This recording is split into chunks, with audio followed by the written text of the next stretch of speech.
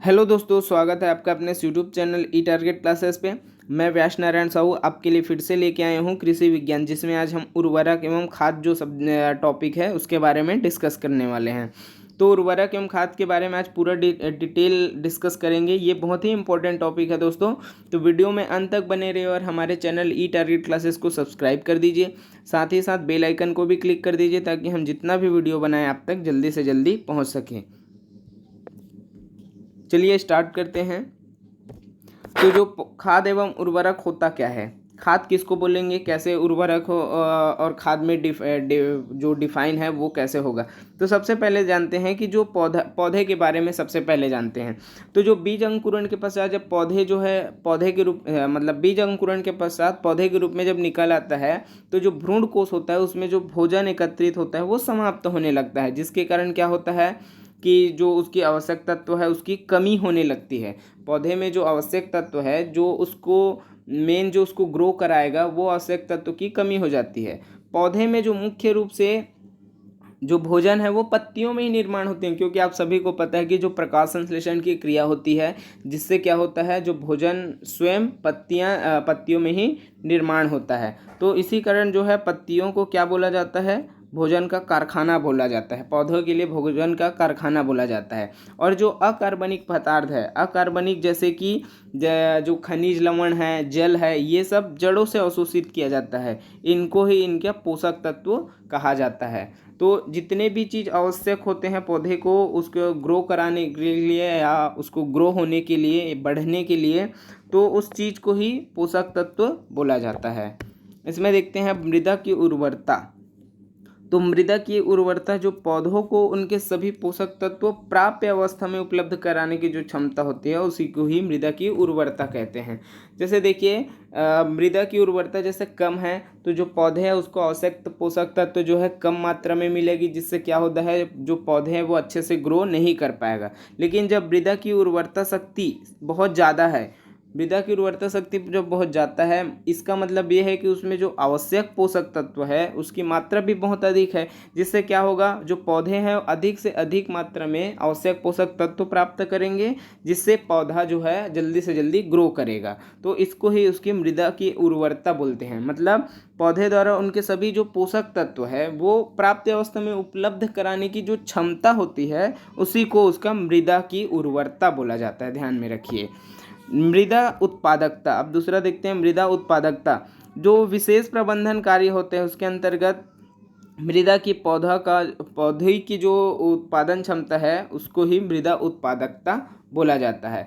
अब मृदा उत्पादकता कैसे होगा कि जब कोई विशेष जो प्रबंधन कार्यक्रम होता है उसके अंतर्गत क्या होता है कि जो मृदा की पौधा उत्पादन जो क्षमता होती है उसी को ही मृदा की उत्पादकता कहते हैं।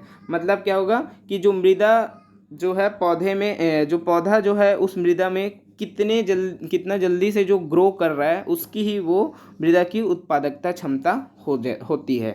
अब देखिए इसमें एक और पॉइंट लिखा हुआ है कि एक मृदा उर्वर हो सकती है बगैर मृदा उत्पादकता के, परंतु मृदा उत्पादकता के लिए उस मृदा का उर्वरक होना आवश्यक है। क्या बोल रहा है, एक मृदा जो है उर्वर हो सकती है बगैर मृदा उत्पादकता के, परंतु जो मृदा उत्पादकता के लिए मृदा का उर्वर होना आवश्यक है। तो इस पॉइंट को आप ध्यान में रखिए, बहुत इंपॉर्टेंट पॉइंट है। अब देखते हैं भूमि में जो पोषक तत्व होता है उसका किस किस तरह से लॉस होता है। मतलब जो loss of nutrients in soil, मतलब जो भूमि में या मृदा में जितने भी पोषक तत्व होते हैं जो कि पौधों के लिए बहुत ही इम्पोर्टेंट है, वो कैसे कैसे किस किस तरीके से वो लॉस हो सकता है वो अब देखेंगे हम। इसमें सबसे पहला देखते हैं फसलों द्वारा ग्रहण। देखिए दोस्तों सबसे पहला ही पॉइंट है जो फसलों द्वारा ग्रहण।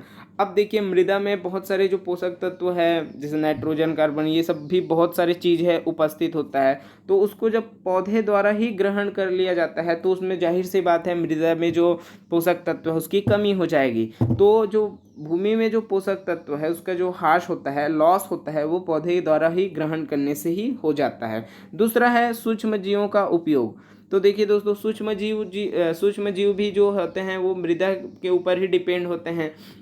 तो जो सूक्ष्म जीव मृदा से अपने अपने ग्रो के लिए जो उसकी उर्वरता शक्ति को या पोषक तत्व को अपने में ग्रहण कर लेते हैं, तो इससे भी क्या होता है, जो भूमि की पोषक तत्व है उसका भी ह्रास होता है। तीसरा है मृदा क्षरण। अब आप सभी को पता है कि जब मृदा का क्षरण होगा तो जाहिर सी बात है उसमें जो पोषक तत्व है उसकी कमी होना ही है। एक होता है वाष्पीकरण, ये एक्चुअल में वाष्पीकरण है दोस्तों। तो वाष्पीकरण देखते हैं, वाष्पीकरण में क्या होगा। अब आप सभी को पता है कि बहुत सारे जो चीज़ होता है वो वायुमंडल में वाष्पित हो जाते हैं, जिससे क्या होगा, जो भूमि की उर्वरता शक्ति है या भूमि का जो पोषक तत्व है, उपस्थित पोषक तत्व है, उसमें भी कमी आएगी। विनाइट्रीकरण, ये एक देखा जाए तो एक रासायनिक क्रिया है। तो इसमें क्या होगा, जो नाइट्रोजन है उसकी कमी हो जाती है, जिससे भी क्या होगा, भूमि की जो उर्वरता शक्ति है वो भी कम हो जाएगी। और एक होता है यौगिकीकरण। तो इन सभी जो पॉइंट है उससे क्या होता है, भूमि की जो आवश्यक जो पोषक तत्व है उसका ह्रास होता है। तो ऐसे क्वेश्चन जो एग्ज़ाम में पूछा जा सकता है, तो इसको ध्यान में रखिए दोस्तों। इसके बाद देखते हैं खाद। मेन अब हमारा अब टॉपिक जो है वो है खाद। तो खाद क्या होता है, जल के अतिरिक्त वे सभी पदार्थ जो भूमि में मिलाए जाने पर उनकी उर्वरता में सुधार करते हैं, खाद कहलाता है। अब आप सभी को पता है कि देखिए जो खाद होता है वो क्या होता है, जल तो सभी में उपस्थित होता है, तो जल के अतिरिक्त और भी जो चीज़ मिलाया जाता है जिससे जो भूमि की उर्वरता शक्ति है उसमें सुधार होता है, इसको ही खाद बोला जाता है। अब भूमि की उर्वरता शक्ति में सुधार होगा तो जो पौधे हैं वो जल्दी से जल्दी क्या होगा, ग्रो होगा। फसल का उत्पादन, जैसे आप फसल का उत्पादन मतलब फसल का उत्पादन करते हैं तो उसकी जो उत्पादन क्षमता है वो बढ़ जाएगी। तो जल के अतिरिक्त वे सभी पदार्थ जो भूमि में मिलाए जाते हैं जिससे उर्वरता शक्ति में सुधार होता है उसको ही उसका खाद बोला जाता है। अब उदाहरण के तौर पर ये भी देख लेते हैं, जो कंपोस्ट खाद होता है, गोबर खाद होता है, हरी खाद होता है, ये सब जो कि है खाद है। दूसरा आता है उर्वरक। तो उर्वरकों में जो आवश्यक पोषक तत्व की अधिकता होती है। आप सभी को पता है जो उर्वरक होता है वो मैन मेड होता है, मतलब उसको क्या बोलते हैं कि उसको किसी भी फैक्ट्री में बनाया जाता है। तो उर्वरक में आवश्यक जो पोषक तत्व है उसकी अधिकता होती है, जिससे क्या होता है 1 से 3 आवश्यक पोषक तत्व पाए जाते हैं तथा कृत्रिम रूप से कारखाने में ही तैयार होते हैं। मैंने आपको बताया ही कि उर्वरक जो है वो फैक्ट्री में या कारखानों में तैयार किया जाता है। तो ये एक रासायनिक क्रिया है, या इसमें जो है बहुत सारी चीज़ रसायन जो है वो मिलाया जाता है, इसलिए इसको जो है उर्वरक बोला जाता है। इसमें इसी कारण जो पोषक तत्व है उसकी अधिकता होती है, जिससे पौधे जो है या फसल जो है जल्दी से जल्दी ग्रो हो जाता है या बढ़ जाता है। इसका जो उदाहरण देखते हैं, यूरिया है, सुपर फास्फेट है, ये सभी इसका उदाहरण है। नेक्स्ट देखते हैं भूमि सुधारक। तो भूमि सुधारक देखते हैं दोस्तों, वे सभी पदार्थ जो भूमि के दोषों को दूर करके भूमि की दशा सुधार कर फसल उगाने की क्षमता में वृद्धि करता है, उसे ही उसको भूमि सुधारक बोला जाता है। भूमि सुधारक मतलब भूमि की जो उर्वरता शक्ति है उसको सुधार करता है। मतलब जैसे भूमि में उर्वरता शक्ति जो है कम हो गई है या भूमि में कुछ दोष है जिससे फसल उत्पादन कम हो रहा है, तो ये सभी चीज़ को दूर करने वाला जो फैक्ट या पदार्थ होता है उसको ही क्या बोला जाता है, भूमि सुधारक बोला जाता है। अब देखिए यहाँ पर ये इम्पोर्टेंट पॉइंट है कि अम्लीय भूमि में जो जो अम्लीय भूमि होता है उसमें चूना मिलाने पर, अम्लीय भूमि में चूना मिलाने पर और क्षारीय या जो लवणीय भूमि होता है उस पर जिप्सम मिलाने पर, जिप्सम या पायराइट मिलाने पर क्या हो जाएगा, भूमि की उर्वरता शक्ति बढ़ जाएगी। इंपॉर्टेंट टॉपिक है, इंपॉर्टेंट पॉइंट है ये। तो ऐसा क्वेश्चन पूछ सकते हैं दोस्तों, इसको बहुत अच्छे से आप नोट करके चलिए। तो अम्लीय भूमि में चूना मिलाया जाता है। जैसे कोई भी ज़मीन अम्लीय है तो उसकी जो भूमि की जो उर्वरता शक्ति उसको बढ़ाने के लिए उसमें चूने का प्रयोग किया जाता है, ध्यान में रखिए। और जैसे जो भूमि है वो क्षारीय या लवणीय है तो उस पर जिप्सम या पायराइट का प्रयोग किया जाता है। ये भी आप बहुत अच्छे से इस पॉइंट को नोट कर लीजिए, क्योंकि ऐसा ही क्वेश्चन एग्जाम में पूछा जाता है। अब देखते हैं खादों का वर्गीकरण।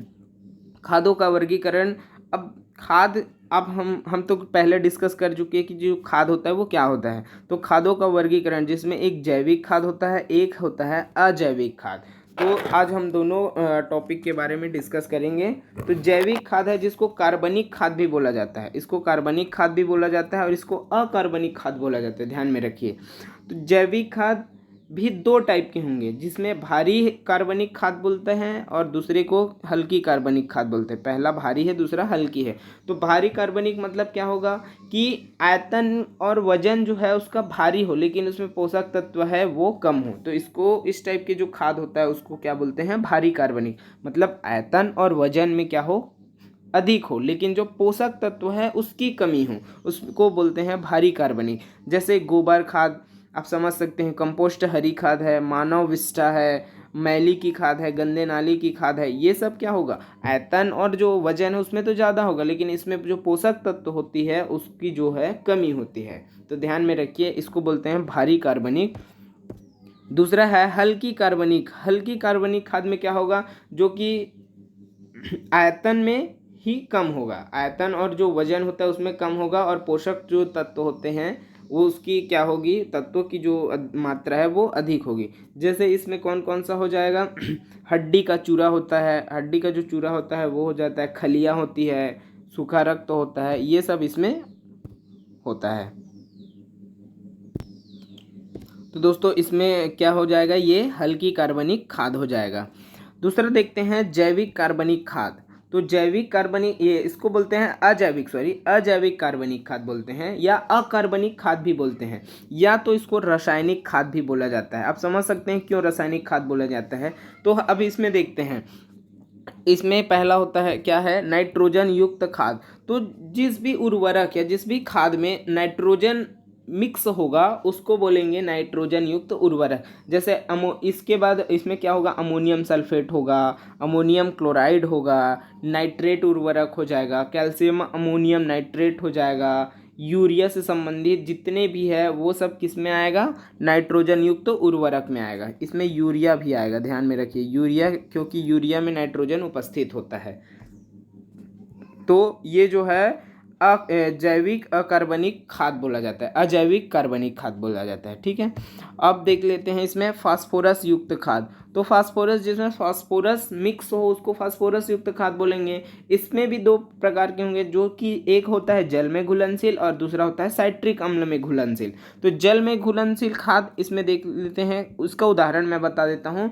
इसमें होता है सुपर फास्फेट और सुपर फास्फेट डबल और सुपर फास्फेट ट्रिपल। तो जो सुपर फास्फेट होता है, सुपर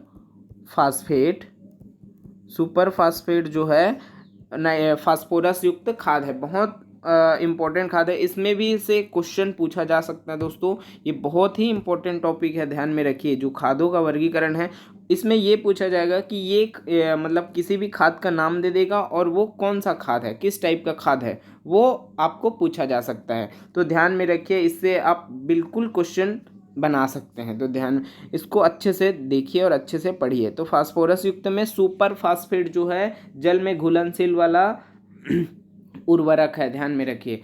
दूसरा होता है साइट्रिक अम्ल में घुलनशील। तो साइट्रिक अम्ल में डाई कैल्शियम होता है, रॉक फॉस्फेट होता है, ये सब किस में होगा, साइट्रिक अम्ल में घुलनशील वाला होगा। तीसरा होगा पोटास उर्वरक। तो जिसमें पोटास की जो मात्रा है वो मिक्स होता है उसको पोटासिक उर्वरक बोलते हैं। जैसे पोटेशियम क्लोराइड हो जाएगा, पोटेशियम सल्फेट हो जाएगा, ये जितने भी उर्वरक है वो पोटास उर्वरक है।